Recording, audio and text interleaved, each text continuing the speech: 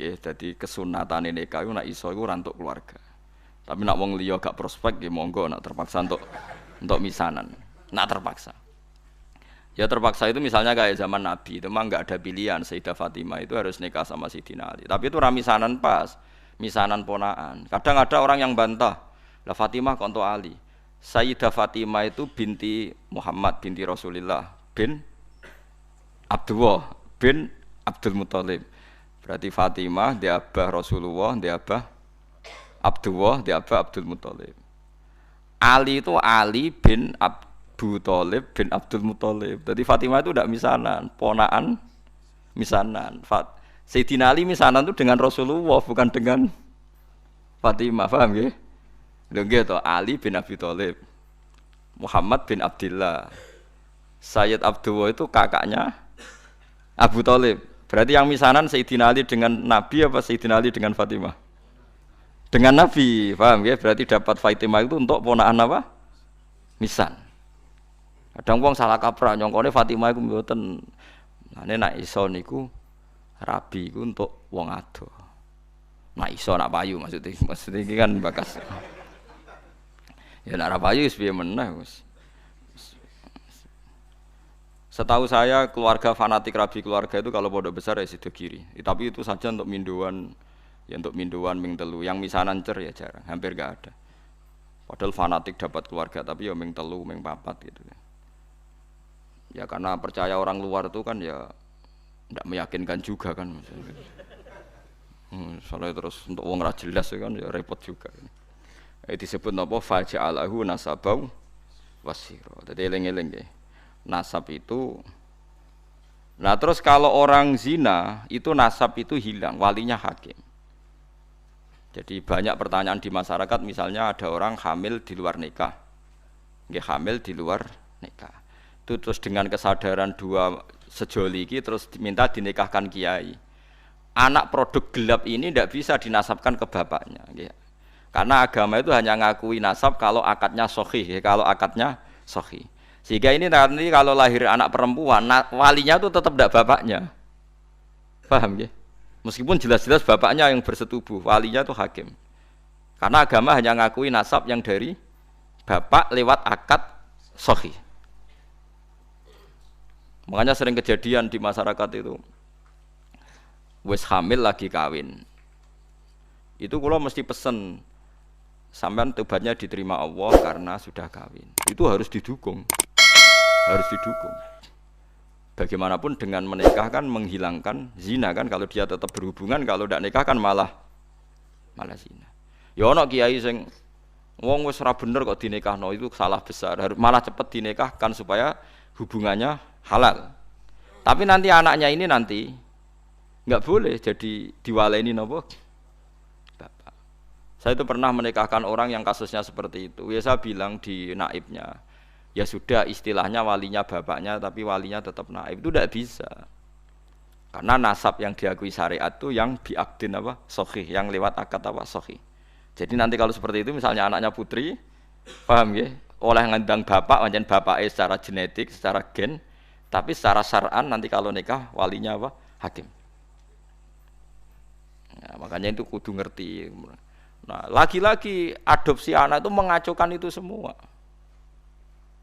Nah, makanya agama itu membatalkan. Jadi kasih sayang boleh, kayak apa boleh lah. Seperti Rasulullah nganti nyisi ubelis itu Usamah, tapi nasabnya tetap Usamah bin Zaid bin Harisah. Harus jelas Usamah bin Zaid bin Harisah. Tidak boleh dibilang Zaid bin Muhammad. Itu disebut apa? Ud'uhum li'abaihim huwa aqsatu indallah.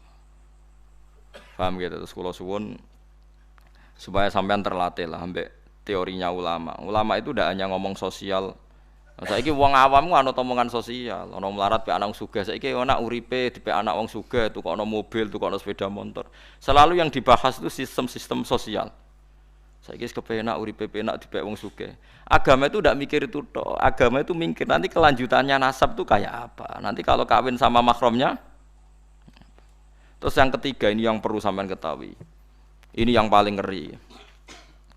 Mungkin ini khusus ulama kelas berat itu didiskusikan. Tapi ini saya utarakan di sini. Ben sampean dadi ulama kelas berat maksudnya ben melok katut. Kalau terjadi adopsi atau tidak jelas, itu ada masalah begini. Misalnya saya punya anak putri, Ruhin punya anak putri, jelas anak saya. Saya ingat betul itu anak saya. Terus karena Ruhin itu orang yang miskin, terus anaknya itu terlantar. Tapi dia tahu betul kalau anaknya itu hidup di biduan ini. Hidup di biduan ini. Terus Ruhin punya anak lelaki, mau kawin sama perempuan biduan. Enggak jelas. Dia yakin kalau anaknya itu di biduan, tapi tidak tahu siapa. Itu ada ulama yang mengatakan, jika jumlah perempuan itu masih bisa dihitung di kawasan itu, maka haram semua perempuan biduan. Karena ditakutkan jangan-jangan yang dinikah itu saudaranya kandung. Mulane kena di anak jogeman hilang. Soalnya kita anak wedok hilang ning Batam. Kowe jek eling betul nak ilange ning kawasan Pulau Gadung misalnya di Jakarta ning Pulau Gadung. Ku semua perempuan Pulau Gadung haram dirabi anak ember mergo dikawinkan kok rabi untuk dulur. Paham nggih? Dan semua ngeri betul itu. Mulane wong nak di anak kudu jelas manggon ndi saiki melok sapa. Terutama semegatan-pegatan yo hen yo. Kok dek ada anak ning Banyuwangi dek mulane tak elingno bolak-balik. Bejo dek ketemu tak kon nulisi uripe ning ndi. Karena kalau masyarakat hanya ngomong wis mbok Wesley ta ora mangan ta ora, ulama itu kepentingannya lebih dari itu, paham ya? Paham ya? Itu bolehnya kalau kampung itu masih bisa dihitung. Itu satu kampung tuh haram semua kan. Jadi misalnya sak biduan jumlahe 700 wong. Berarti 700 perempuan itu haram dinikah anak Ruhin sing lanang. Mergo ditakutkan saudaranya. Ya misalnya sampean bantah ngene. Gus, saiki wis modern. Sing dirabi kan jelas. Misalnya anak Pak Rumanto misalnya, atau sing dirabi kan jelas anak Mustafa. Kudu ana seksi tenan nek iku anak Mustafa. Misalnya padha eleke apa padha apane lah dibuktekno anak miripe iku tenanan. Sampai begitu agama ngatur. Makanya anak itu nomor satu harus jelas rimbanya di mana, alamatnya mana. Ini bukan urusan sosial wedi terlantar. Nanti ada nisain mahsurat dan nisain ghairi apa? Mahsurat. Dan itu punya akibat haram tidaknya menikah kawasan situ. Nah, kecuali orang mahsurat, kayak kasus orang-orang Arab yang di Indonesia itu, yang kan ada itu peneliti Mekah yang punya keluarga itu dulu kan banyak ketika ada revolusi Wahabi itu banyak ulama Sunni yang diusir, sebagian hidup di Indonesia.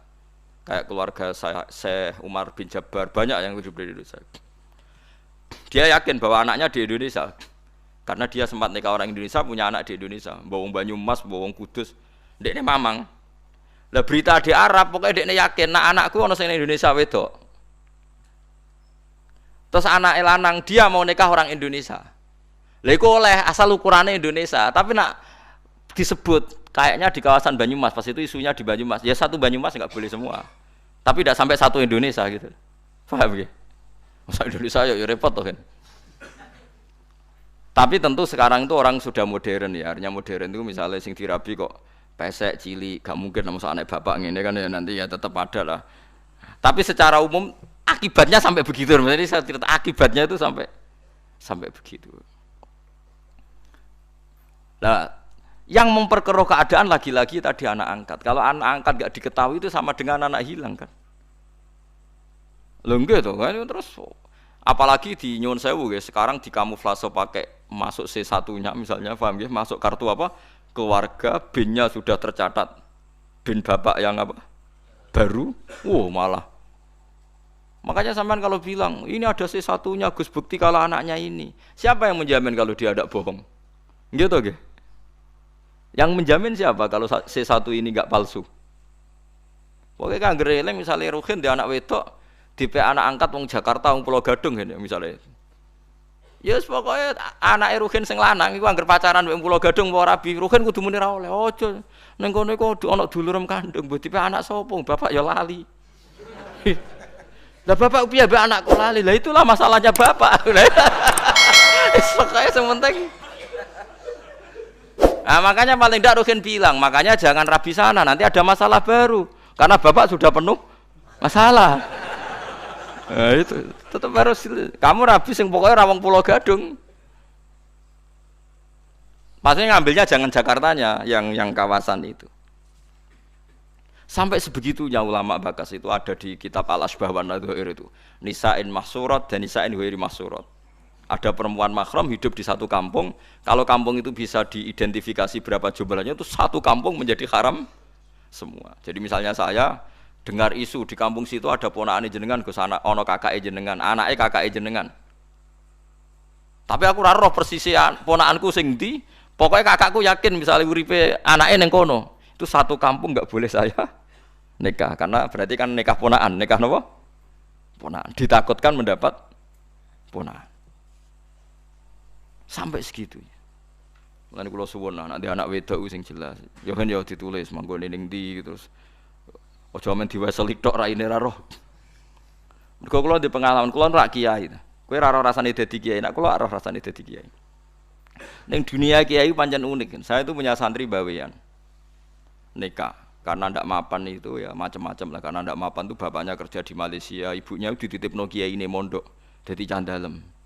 Anaknya juga itu. Itu lucu kalau anaknya nelpon bapaknya itu lucu. Pak cepet pulang, saya takut lupa wajahnya bapak. Jadi anak iku rapal raine bapake, tiap teko ya ora gelem dijak, nganti apal nek iku bapake. Lah ngeris 5 tahun bapake teko, roh cadulanan tibaro. Engko nak mboke takok iku anakmu lho. Coba kan bahaya juga kalau artinya tiap 5 tahun wong ra ketemu ora roh anake gitu lho. Paham lho maksud? Lah terus bisa hilang tenan kan jorani teh nih. Paham ya? Bahaya.